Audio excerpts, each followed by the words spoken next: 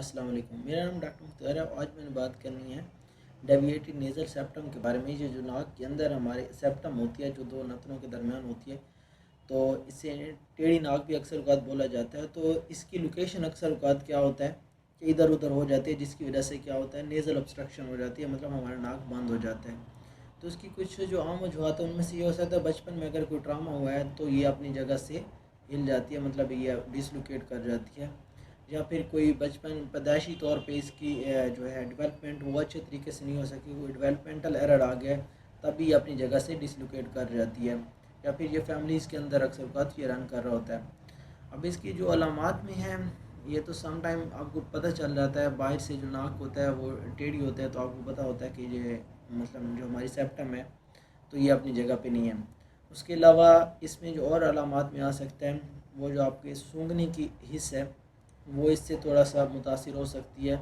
उसके बाद nose bleed भी हद तक हो सकता है, हेडेक भी हो सकता है, नाक का कोई इन्फ्लेमेशन भी अंदर से हो सकता है, क्योंकि ये अपनी जगह से नहीं होती तो फिर सांस लेने में भी आपको थोड़ा सा मसला आ रहा होता है। जो अब इसका ट्रीटमेंट है वो हमारे पास सर्जरी है, सेप्टोप्लास्टी होती है। और जो इसका जो मेन जो सबसे इम्पोर्टेंट बात है, बच्चों में ये नहीं की जाती। अगर एक बच्चा है जिसकी एज 10-12 साल है तो उसके अंदर सर्जरी वगैरह नहीं की जाती। उसकी वजह क्या होती है कि वो जैसे जैसे बच्चा ग्रो कर रहा होता है तो उसकी सारी बोन्स और पूरा ओवरऑल बॉडी की डेवलपमेंट हो रही होती है, तो ये फिर दोबारा मसला होने लग जाता है।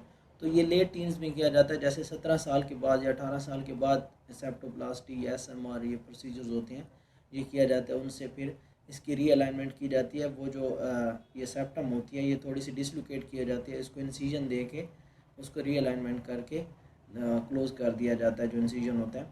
लेकिन यह है कि ये बच्चों में नहीं की जाती। बच्चों में अगर कोई बहुत ज़्यादा मसला है, एक बच्चा है जिसको बहुत ज़्यादा सांस लेने में मसला हो रहा है, या मतलब उसकी बहुत सीवियर किस्म की DNS का मसला, सीवियर DNS है, तो उसमें फिर सेप्टोप्लास्टी की जाती है। तो ये कुछ प्रोसीजर्स हैं, सर्जिकल प्रोसीजर, उनके ज़रिए आप ये ठीक कर सकते हैं। इसके अलावा और कोई इसका ट्रीटमेंट नहीं है, सिर्फ सर्जरी ही हाल है अगर कोई करवाना चाहता है तो।